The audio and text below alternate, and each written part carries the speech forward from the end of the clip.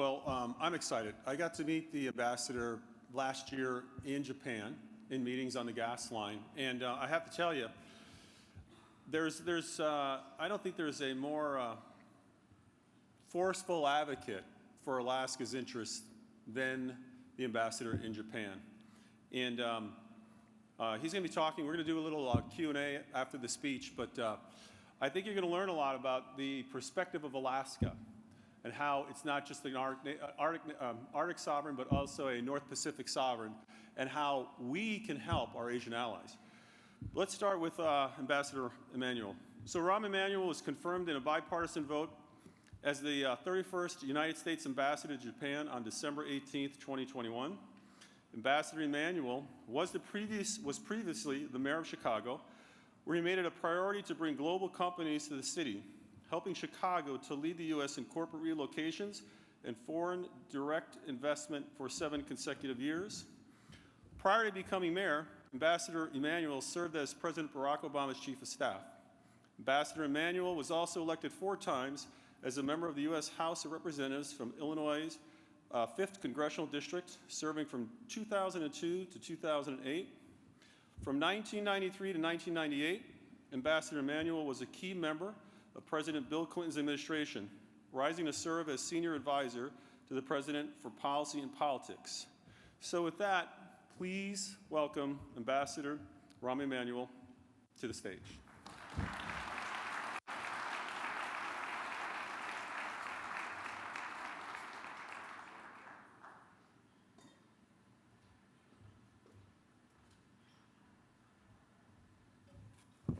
Thank you, Governor. I was teasing the governor last night at dinner that when I am done speaking, both of us are going to have to go into a witness protection plan. Him for inviting me for showing up. I look forward to doing this, and the honest truth is I look forward to the Q&A as well, or as Henry Kissinger used to say, does anybody have questions for my answers? And we can kind of go from there. Which is typical of an Emanuel. And when I was listening to the introduction, I think if my parents were here, my mother would be very proud and my father would be shocked. But let me start from now that I'm an ambassador, let me start from a perspective of looking at the energy resources of America, which requires, I think, all of us to have a transition of thought and not think of energy as energy, but begin to think of it as a strategic asset. Now, 3 C's in the last 3 years changed the world: COVID, conflict, and coercion. And everything we're doing as a country, everything, and the President just left Hiroshima, Japan, the G7, it was the coordination between countries, also reflective of their own domestic economics and politics, all responding to COVID, to conflict, and to coercion. And we are in a big process, and if you look at what the President's done domestically, we are in the process, whether it's the Inflation Reduction Act, whether it's CHIPS, whether it was the infrastructure bill, we are recalibrating our economics and our investments as a response, so never again based on either COVID or another kind of pandemic, or because of coercion by China and Russia, and because of the conflict in Ukraine, never again will we leave ourselves vulnerable. And one of the 3 big things that I think are changing in international, what I call economic statecraft. It used to be cost and efficiency which drove factors. Today, it's stability and sustainability. And companies will pay a predictability premium for stability and sustainability. Just take a look at Apple moving out of China into India. Predictability, premium, sustainability, and stability. Apple just this morning announced that they're going to do a major chips purchase and partnership with Broadcom for their phone. Why? Made here in America. A lot safer. They're willing to pay more for that predictability. It used to be a risk premium. Now there's a predictability premium. Second, We used to go from basically on the issue of market access, the now driving factor in international economic statecraft is going to no longer just be market access, but energy security and stability, which is the point I want to talk about. And then the third point I would say in economic international statecraft, you used to measure things by how much you sold. Now you measure it by how much data you collect. And that's the three factors, not the only three factors, but those are the three dominant factors that have changed the last 30 years of international economic statecraft, and also a response, other factors, COVID, conflict, and coercion. Now, if you think about energy as not an energy resource, but as a strategic asset, begin to see the important role that Alaska and the rest of the United States collectively can play. Now, I'm involved as an ambassador in Japan, but given that the relationship between the United States and Japan have gone from bilateral relationships that is one historically based on alliance protection to alliance projection, that's the focus. But you can see, looking at the war, if it wasn't for America's energy resources, Europe would be in a different place today. Our LNG and our capacity to ramp up our LNG was this conflict's arsenal of democracy. Europe would be in a different place today. Now, if you thought of it as a strategic asset, you'd begin to understand Europe will never go back again to where Russia is 55%, 40% of their energy resources. Well, if Europe is never going back, we got to make sure that Asia never gets there. That's the number one rule. And you got to think about energy as a strategic asset that way. Because if they can't have Europe, they're going to make a transition. And our goal, I think, is to make sure that whatever happens in the next 10 years as they begin to lay infrastructure and other types of things to turn to Asia, is that we get there first because we're the most reliable ally. Especially with our allies, especially, and I like to say this, a lot of people are talking about friend shoring. I like to talk about acquaintance shoring. We have to win the hearts and minds of people that aren't exactly treaty allies and make them, if they're acquaintances, people we work with, closer in. And energy can be that strategic asset. And we have to understand, this just going to be up front, the LNG resources are not a permanent solution. They're a transition energy resource. I just handed the governor, when we were talking earlier, I broke out 6 countries in the region, their energy makeup. And on average, and I'm a liberal arts graduate, so don't yell at me about the math, but on average, it's about 30% coal. Now, every country is slightly different. Natural gas is below that. Renewables are below that. Nuclear is below that. The LNG from America, the LNG from Alaska, can be a major opportunity in the transition. Second, and why Alaska can play a major role. Almost every country in the region, and I'll just take Japan, the one I know best. About 38%, 39% on any given day comes from Australia of their LNG. It has to go through a very torturous process and strategic choke points. The other 25%, or another additional 25%, comes from the Middle East, the Strait of Hormuz and the Taiwan Strait. We are their 4th largest at about 11% to Japan, our number 1 ally in the region. Every one of those other countries not only have a strategic choke points in them, they're also on average 18 days or greater. Alaska is 7 days, not a single strategic choke point. Right behind the United States at 11% is Russia at 10%. I don't know the South Korean numbers, not too dissimilar. Definitely on the days and no strategic choke points. I don't know what Russia's LNG makes up, but it's a factor. You got the Philippines, you got Thailand, you got India, Malaysia, Indonesia, Singapore. This is not to leave a single country off the list. I wasn't here to try to show you that I know the map. But the fact is, Alaska LNG is a much more secure energy resource, not just because it's coming from a friend, which it is, but it is shorter in transition, meaning in the transportation, and there is not a single strategic choke point. The benefit, we bring our allies and our acquaintances closer in to the United States. And they want, throughout the region, more of America. Not just the kids on the Ronald Reagan and the kids on the Abraham Lincoln that I had the honor as ambassador to tour with and bring the Prime Minister onto one of those and the Foreign Minister of Japan. Our kids, and I say this as a father of a Navy intel officer, the young men and women that are serving overseas they are our true ambassadors. They're incredible, their dedication to the strategic objectives and the principles and values of the United States.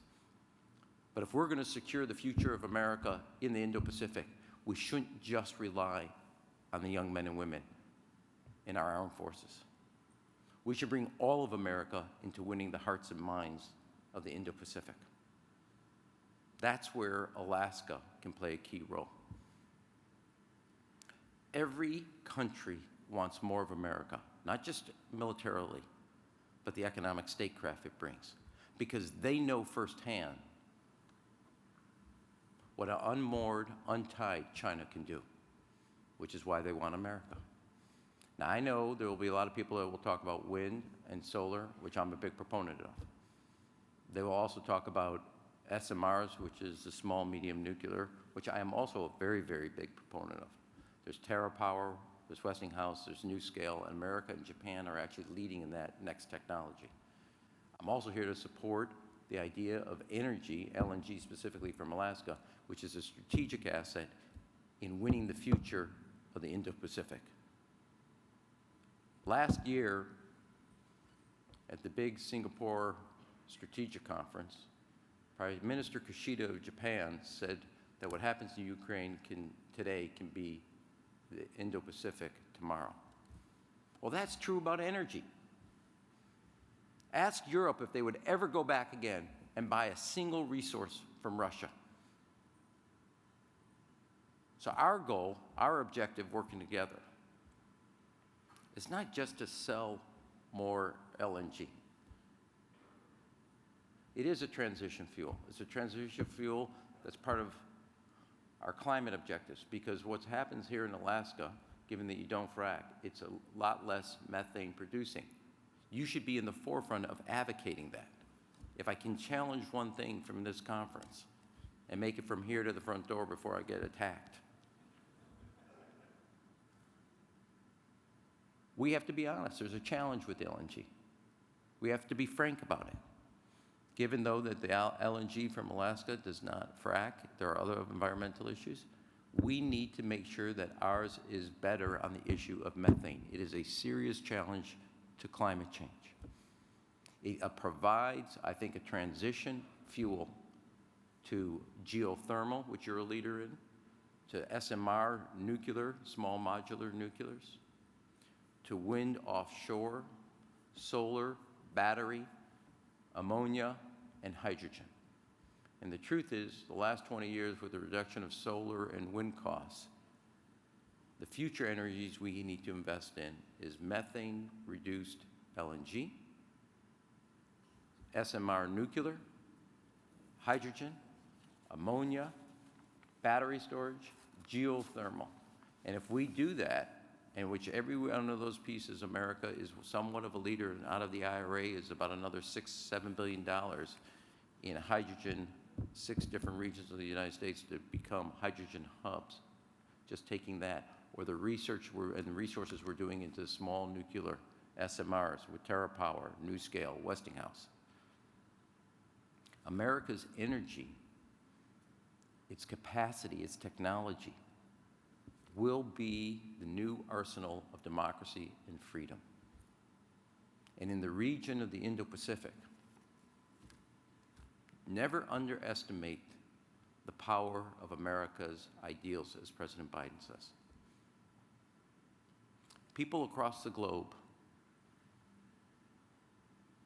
are fleeing oppression because of the seductive power and gravitational pull of freedom. Kids are fleeing Moscow, St. Petersburg. They're dying on the streets of Tehran. They're getting in boats and getting out of Hong Kong. Why? Because we have three things we should never forget about ourselves and we should be proud of. We respect individual rights, we respect human rights, and we respect the rule of law. And every one of those has its own gravitational pull for the hearts and minds of the people of this globe. Nobody is trying to bang down the door to get to Beijing. Alaska has a role to play. I'm here because the governor asked. I believe in the promise of what Alaska has to offer as a strategic tool for the United States to win the future of the most important region in the world, the Indo-Pacific. Thank you.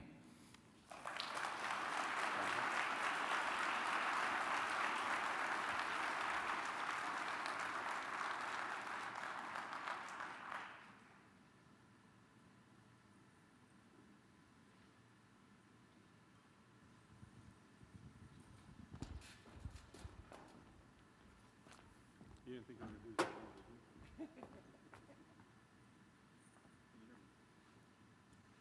There we go.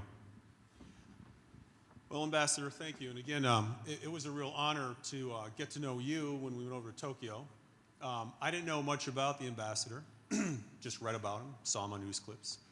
But when we sat down and he started to talk about how he sees his role, America's role, as it relates to Asia, it became apparent that, from my perspective, Alaska, as he's mentioned, has a huge role to play. Most folks in Alaska know that, and I often say this to folks, that we are the furthest northern state, which is obvious, furthest western state. A lot of people think it's Hawaii, it's us.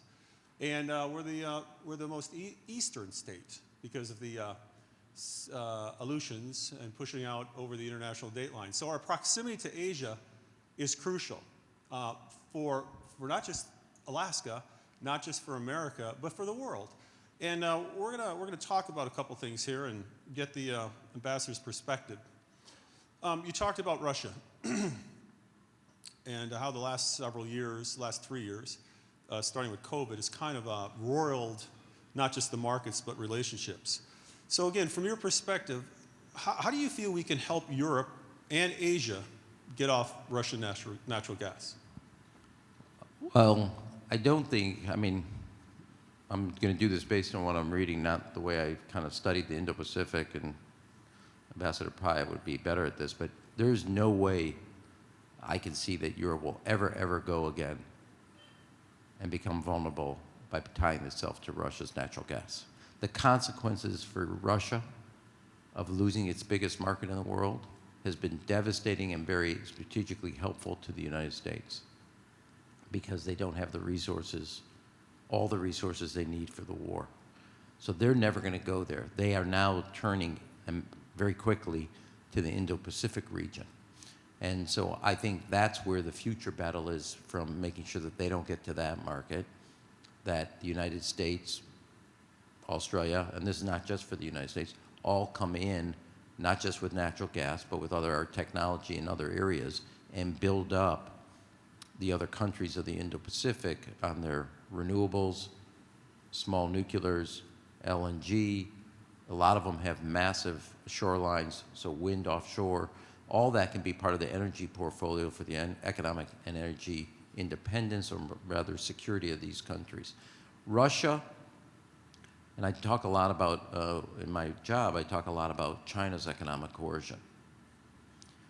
America coming to the aid of Europe was the single greatest example of combating coercion.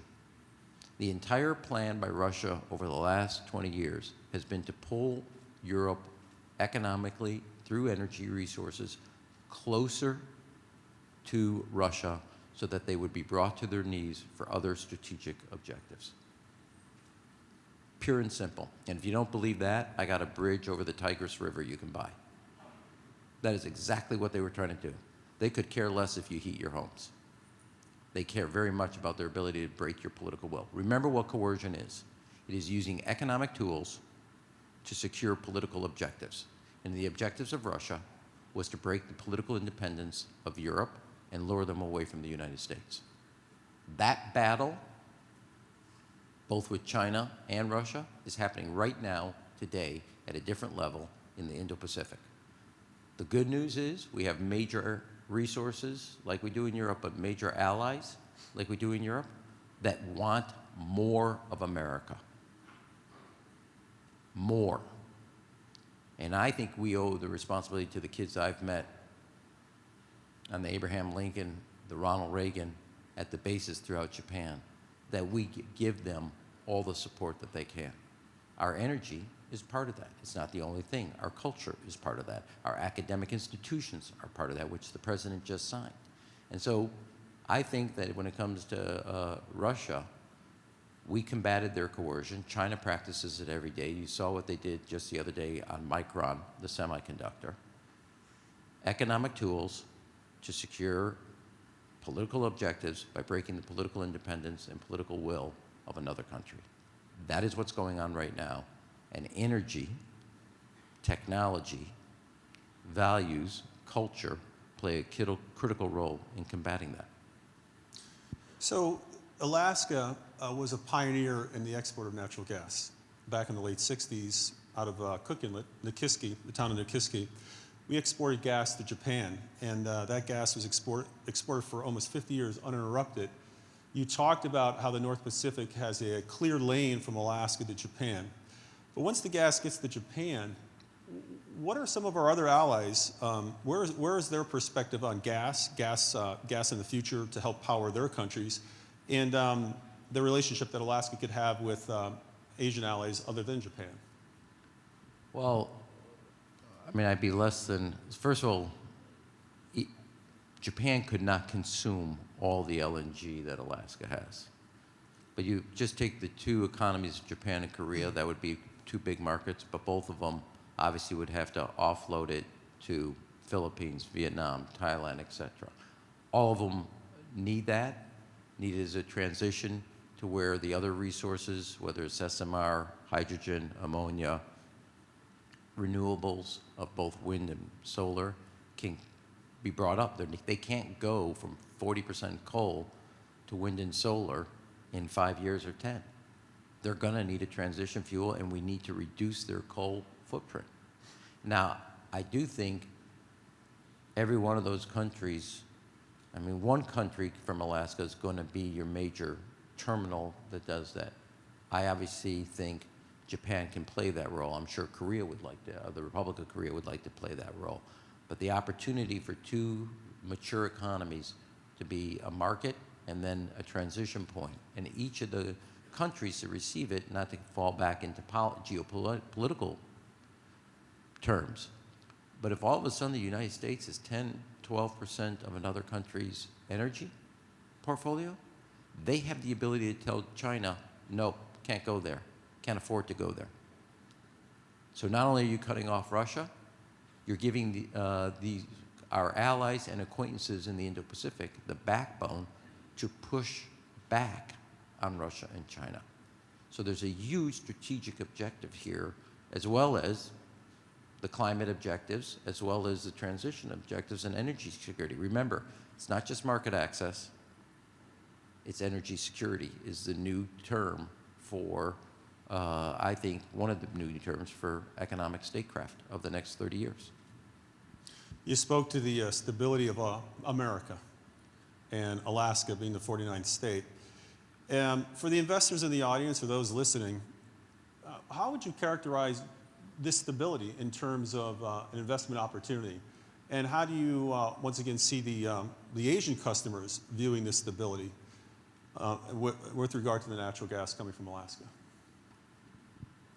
Well, I think it kind of, look, America is, if you think about yourself as a country or whatever, look, America is a much more reliable ally for our allies. That's simple. Nobody wants to be put in the position of vulnerable to either China or Russia. Not just because of the rules of law, but there's also extended to basically our values, our principles, and we wouldn't use our energy as a strategic asset of economic coercion, which is what those countries practice. And so I think that, in my view, is, I think, the objective here and the goal here. And I think America is a country where the rule of law still is a dominant issue, not the raw exercise of power. Not just dominant issue, but the dominant principle. So when you sign a contract, it doesn't get violated. It gets upheld. That is a big objective, especially in a period of time where people will pay for a predictability premium. We're allies, that binds us. We're countries that believe in the rule of law. We're countries that also believe and respect individual rights. And we're countries that believe that climate change is real, and you got to have an economic and energy strategy to deal with it. And LNG in that period meets all those requirements done appropriately. So we talked about gas, and you also mentioned nuclear energy. We know what happened in Fukushima. We know what happened in Chernobyl. But some of the new technologies, they employ a different perspective, a different way of looking at nukes, these small nuclear reactors. How do you feel that the small nuclear reactors can play a role in not just Alaska, but our Asian allies as well? You know, I want to be honest. 18 months ago, I didn't really focus on this. I didn't know much about it, but I try to school myself. So I'm going to give you just a short lesson. Not lesson, but what I've learned. The idea that, and Japan's kind of unique, as you said, because of Fukushima. Japan has 56 nuclear facilities. Right now, I'm doing this by memory, I think it's 7 or 9 are operational. And that's, Fukushima happened in 2011. So it's been quite a long time in that process. And while 51% of the country supports restarting their nuclear portfolio, the closer you get to that facility, that number drops. To the Prime Minister's great credit, in the spring when he had the upper house election, he called for restarting them, but it has to go through a process appropriately with public input. Small nuclears cost, you know, today, a big giant facility, I'm doing this based on what I've read, is about $20 billion.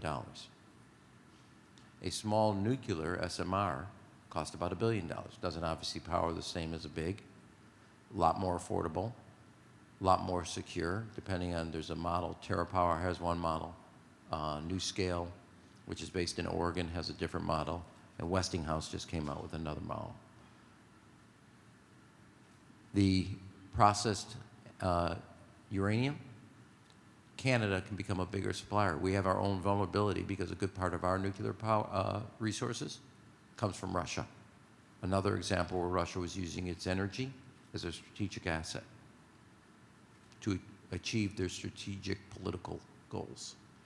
But small nuclear can play a major role in a community energy needs. Not to play one versus the others, and the Energy Department, to their great credit, is funding each of these and funding their process. But NuScale is a nuclear plant that is vertical, not horizontal. Can fit in an old coal facility that's already wired up into the transmission system. Now that may be the old mayor in me kicking in, talking about zoning already, but that's a real easier way to solve a problem. I also think, you know, Japan's had about 20 years of hydrogen research. You didn't ask about it, but if I could give an advocacy, they are about 20 years ahead of everybody else on hydrogen research. We're now spending $6–7 billion on these 6 individual hydrogen hubs we're creating across the United States. Well, hydrogen, when you look at it, can be an incredible resource for steel production, auto production, for industrial production. You could see the LNG here producing hydrogen that can also get export. You can see the LNG here having a byproduct of ammonia production. All of these are going to become a greater part of the energy future. So while we are here talking about LNG from Alaska or the United States, it is a resource that can be applied to other pieces of energy that can also become dominant players. But I believe that, to your core question, nuclear SMR, small, medium reactors, are going to become a more dominant place when you're trying to achieve reliable energy as well as your climate objectives of no more greenhouse gas emissions or reductions, or holding to the 1.5%. And final question would be, as you look out at the next 5 to 10 years and what's happened here the past 3 years, how do you see the world reorganizing itself, especially in the Pacific, and how this reorganization globally is going to impact not just Alaska's future, but America's future? How do you see it unfolding? In 10 words or less? A little longer. You know, I mean, this may be not PC or whatever, but I'd bet long on America. I know a lot of people, we have challenges. I gotta be honest to you. There's nothing I see in Asia that scares me. If we're more united, more understanding, as you were talking about yesterday, start the most active thing we can do, listen. Now, hopefully my kids don't hear that because they don't think I do a very good job of that. But if you listen, there's a lot more consensus, and then have the will to act. And I look at Asia, and a lot of people say that's the future, et cetera. Europe's also has a future. They're very important to us. I think values are going to become more important than ever. They always were, but they're going to get greater. You're not going to leave yourself in strategic vulnerability.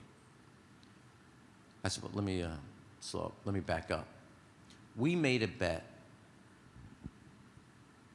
30 years ago. It wasn't the wrong bet, that if we brought Russia and we brought China into the international system, they would succeed and they'd be more vested. It wasn't a dumb bet. It was based on all the information you had. It was a 55-45, 60-40 analysis, that if take China, you brought them into the World Trade Organization, lifted them up, millions of people out of poverty, they would be vested in the system, they wouldn't want to go backwards. And they would, while you would be a competitor, they would also abide by the system. 2012, President Xi's in the Rose Garden, says we're never going to militarize the South China Sea. Plane's not even off out of Washington, D.C., that's the first thing they do. We held on to the belief that they were invested in the system, and by 2012 they told us, see you later, sucker. And we should have woken up. Russia, same idea, bring them in, energy, relationship, that's basically what Germany convinced. Put our arms around them, they'll be invested as we are with them. It will modulate their behavior, they'll become a more responsible player. 2007 speech in Munich by Putin, all bets are off, and we were asleep, all of us. All of us were asleep. I don't care what party you want to talk about. Now that said, as I said about the 3 C's, we have woken up, and don't ever, ever bet against America when they wake up and put their mind to something. We've seen it time and again in history. And it's what causes Xi to sleep with one eye open. It's because he knows a woken up America, a focused America, is an unbeatable America. I think our values are incredibly important. I can't stress this enough. I see it every day with the kids in the armed forces and our career foreign diplomats who fight for those ideals. The only thing that we need to work on is finding our common understanding and passion together as a country. I see huge opportunities in the Indo-Pacific. our face to the Indo-Pacific can't just be the men and women who put on our uniform, who in my view are the true 1% of America. They volunteer, give up their lives on behalf of not only our freedoms, but our values. That's the true 1% America, defined by selflessness, not by wealth. And I think in the area, you cannot underestimate how much they want of America. That is an incredible opportunity. So if we come together as a country with the same purpose, not that we're going to agree on everything. We don't agree on everything. We don't. We have a different views on a lot of things. But we understand who we are, that first and foremost, we're red, white, and blue. We'll have our political disagreements, but we basically, the basic premise of who we are as a country and what we believe in, we share. We can go from there. So if we basically do what we're supposed to do here at home, I bet long on America, not just because of our economy, which is powerful, not just because of our technology, which is great, not just because of our educational institutions, which are unparalleledly great, because of the American people and the spirit of the American people. And the biggest deficit we have right now is we've lost that. And if we come back together on that, Russia, China, Tehran, look out, we're coming after you.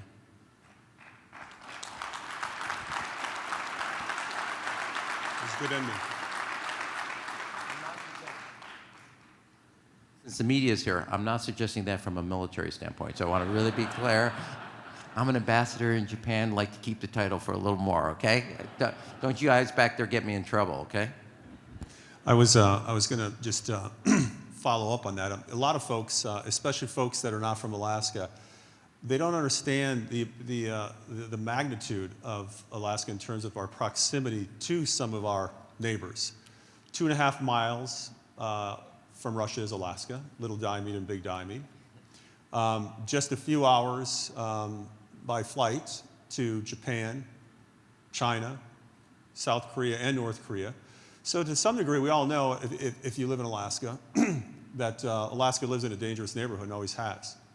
It's commonplace for Russian aircraft to fly into our airspace, almost on a monthly, if not every 2 weeks basis. We have ships from the Chinese Navy going through the Bering Straits, obviously the Russian Navy as well. So we're acutely aware of where, our proximity and the role, I think, to some degree we can play in helping our Asian allies. But before we end, do you have any additional words of wisdom for attendees, investors, folks just once again trying to divine what's going to be happening over the next 5 years? I know if you do that, we'd all be taking bets to make a lot of money. But we know it's an uncertain world. And as we mentioned, alliances are being reformed and priorities are being reviewed. But any words of wisdom as we end this segment? Yeah, next time you invite the ambassador from Japan, start the fishing season 1 week earlier so I can get it in, okay? Just saying. Some of us like fly fishing, okay? Had a great time at the Copper River a couple of years ago. I mean, look, I think I'm going to basically reiterate what I said. I think Alaska, as part of the United States, can play a central role in a strategic objective. The truth is, I should have been more explicit about this, we don't think of energy, we think of energy as energy. We don't think of it as a strategic asset. And I'm not saying that we should replicate what Russia or China does, but they think of their resources, their capacity, as strategic assets and political strategic goals.